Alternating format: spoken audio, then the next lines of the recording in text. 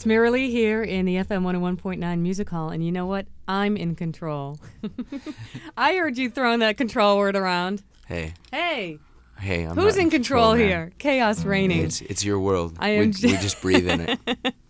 Barely, too, in this town. I am joined by Peter Stewart and part of his band, Dog's Eye View. Tim, right? Yeah. Tim is on guitar. Tim, what's your last name? Bradshaw. And what are you playing today?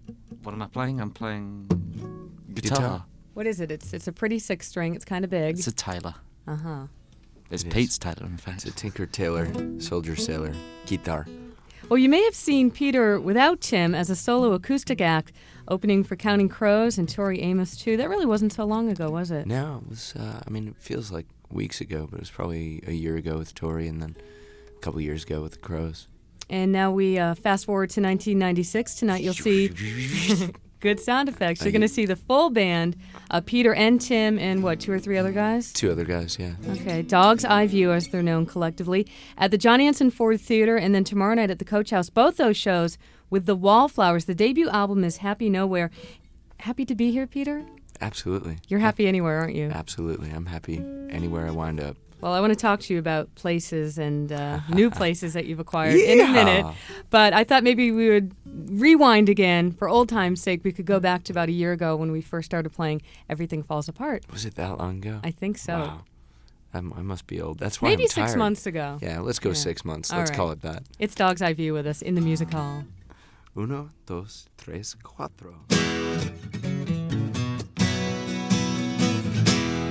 Don't look now. Things just gotten worse. I'm drunk again. I swear this crescent is just a curse.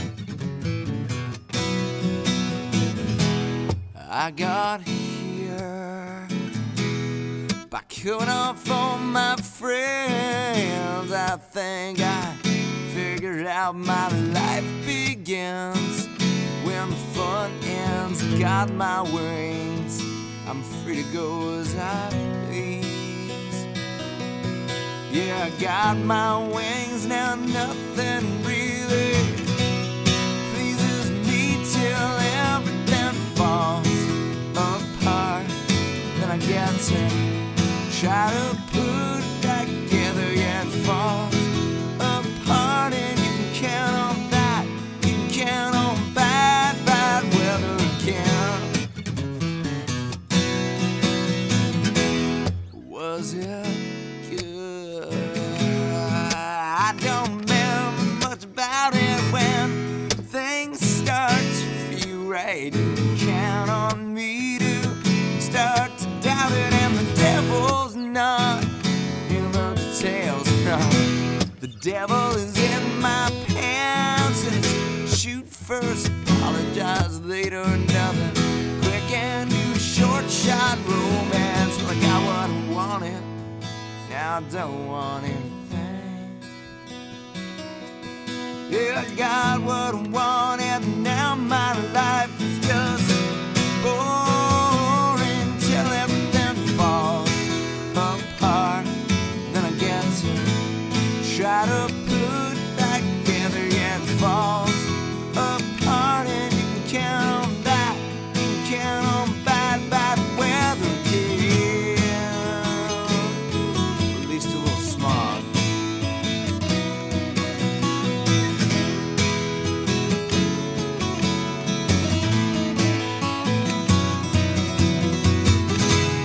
I met God this afternoon, riding on an uptown train. I said, don't you have better things to do? He said, I do my job, what would you complain about? So let it go to hell, now I'll have something to do.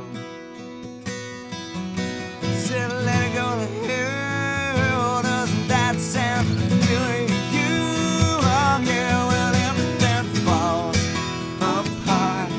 Then I get to try to put it back together. Yeah, it falls apart, and you can count on that. You can count on bad weather. Well, everything that falls apart, baby, sooner or later gonna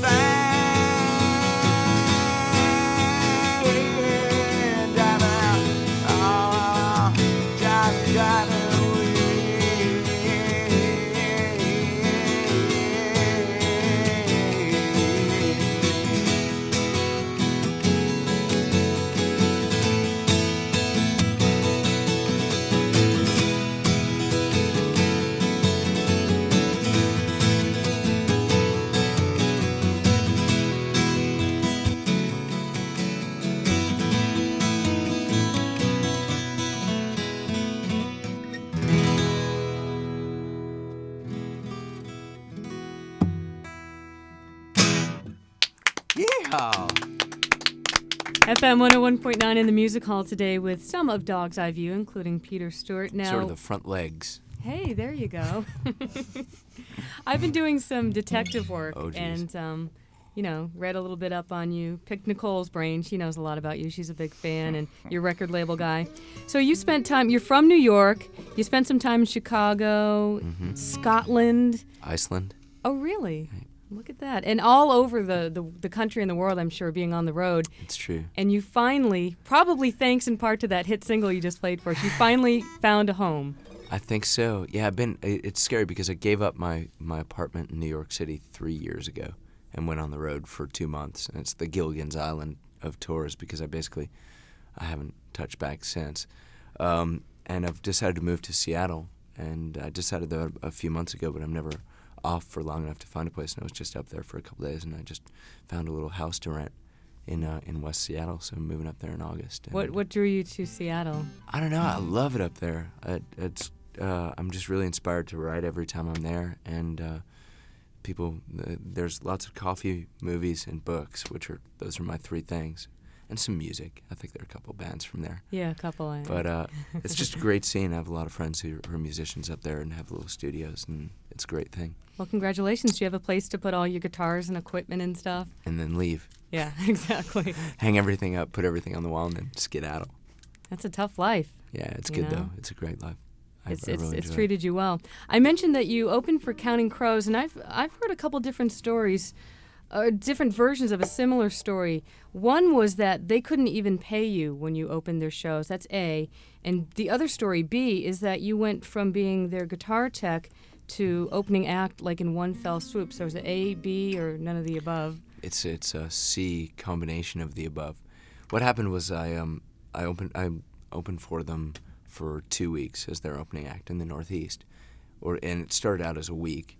And then they added me for another week, and then they were going out on tour with Cracker. And I was your basic paid opening act, and it went really well, and we all got along really well. In the second week, I kind of ran out of money to afford hotel rooms, and I had no transportation, so I said, hey, if I move a couple of your amps, will you sort of, let me ride in your van? And they went, yeah, sure, whatever.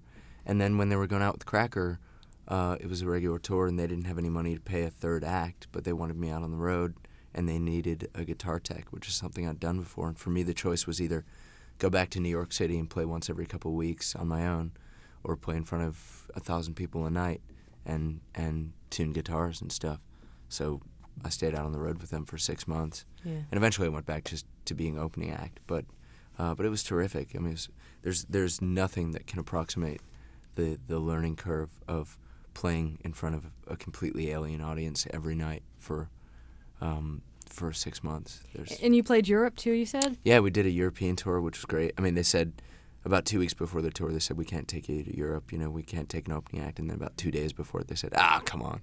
That must be hard. I mean, you were at that point a solo acoustic Absolutely. guy. Hard enough to connect to an audience when you're just this lone guy up there, but there's a language barrier. Yeah. How do you break through that? That was actually one of the biggest breakthroughs in my career, was that first show in Germany. Because all of a sudden, because I tend to fall back on humor, or, if you're dealing with an American audience, you kind of know what they want or what they expect. And I got to Germany, I was sitting there before the show going, all right, well, I'm a singer-songwriter, so I have my words, which are 50% of what I do, in my music. So take the words and throw them out the window. And I can't joke between songs and really have it go over. So it was one of the first shows in my life where I really just relaxed back into the music and realized there was nothing, I had no read on the audience. There was nothing I could do to win them over in my usual ways. So I just played my songs, and that show, I just played my songs really. I really believed in what I was doing and felt really whole about it and relaxed about it. And it went over really, really well. And I walked out of that, out of that whole European trip going, wow, this is really, if I just have confidence in what I do and rest back in it, I don't need to try to really impress people with flash. Of course, got back to Oxford, Mississippi with 1,000 drunk people who just wanted to see someone, set themselves on fire, and tried my relax into things, and it was a misery. But did you figure that out about just being yourself on your own, or did some of the guys on the road sort of take you aside and go, "Here's what you do"? No, it's something you can only figure out for yourself. And there's still nights when that works and nights when it doesn't work. And that's the great thing about touring. And that's the great thing. One of my favorite things about performing live is that you get to do a different thing every night. And I've never been one of those people who goes for the same stage pattern night after night and the same show night after night. For me, the audience is a living, breathing entity, and you're out there as a performer to entertain them as much as to just entertain yourself with your art or impress yourself with your art. If you just do that at the expense of the audience, then they can go home and listen to your record and have a better time. So for me, it's a very alive thing to do. Is play live shows, and you have to be flexible with it. One of my favorite bands for that was Crowded House. Oh, yeah. Who were just terrific at really entertaining the crowd. And I'd go see them 5 nights in a row and be wildly different every night. So spontaneous, and absolutely. it's great. I mean, that's what live shows should be about. They shouldn't be about really staged pattern, And now you've got a band to bounce off of as yeah, well. Which at first was a little restricting, and now has become really freeing. I mean, now the band's just as loose as I was solo, so we all kind of play off of each other, and it's really fun. In the music hall today with Dog's Eye View, and Peter bouncing off Tim and Tim bouncing off Peter, the two of them with lovely 6-string acoustic guitars. And another song, please.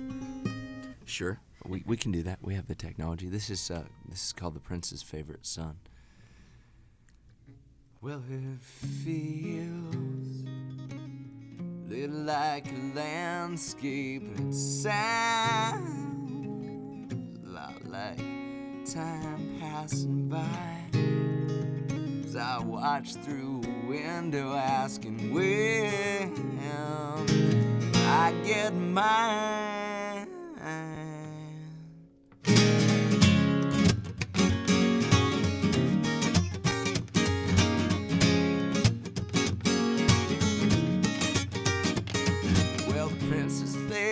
Son was left sitting on a car hood with a paper tiger that he used to play with, and a picture of his father whose memory was a whisper that sang to him daily as he ran away.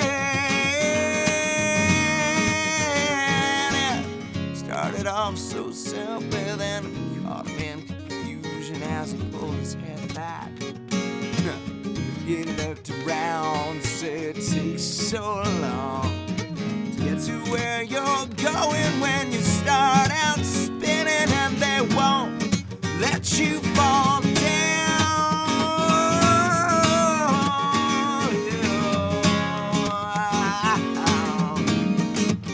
He said it feels a little like a landscape, and it sounds not like time passing by.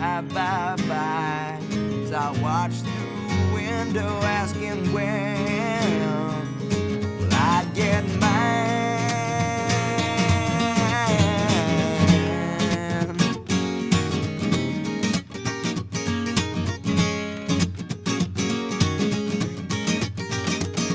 With a dog's eye view, it's a world full of hydrants and passing feet.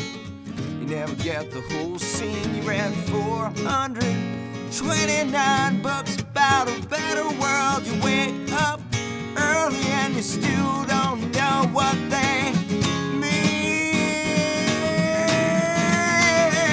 Well, I'm standing in America and I'm swimming in this whirlpool. My head's a bubble, you know there's water in my eyes. 'Cause it took 23 years to get this stupid asking when will I get well.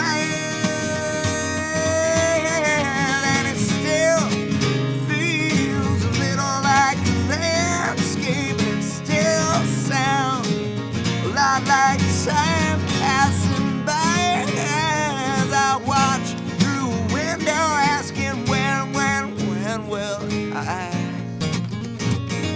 Hey, when will I?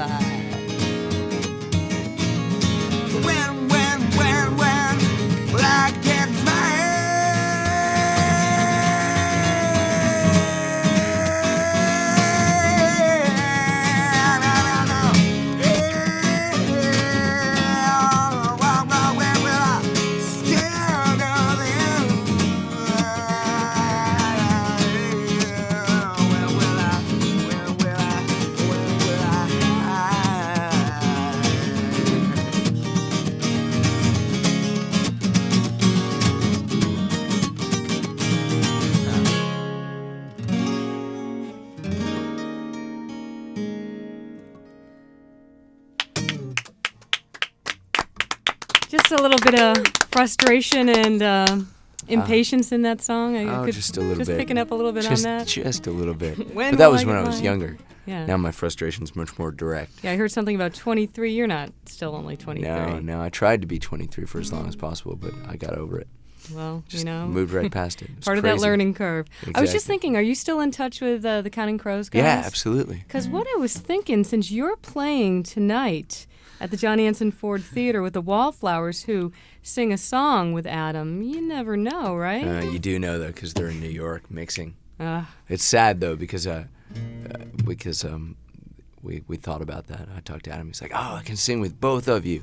It's like, yeah, maybe you can sing with the Wallflowers. I'll see about whether we let you sing with us. Well, let's see. What's the time difference? Maybe we That's could right, get get him 'em on on a plane. Yeah, it could That's work out cool. nicely. So again, it's Dog's Eye View tonight at the John Anson Ford Theater and tomorrow night at the Coach House, both with the Wallflowers. And thank you both from Dog's Eye View. Thanks for having us. hanging. Thanks for being such a great station as well. It's really nice to come here and rent a car and drive around and listen to you guys. Anytime. Come back anytime.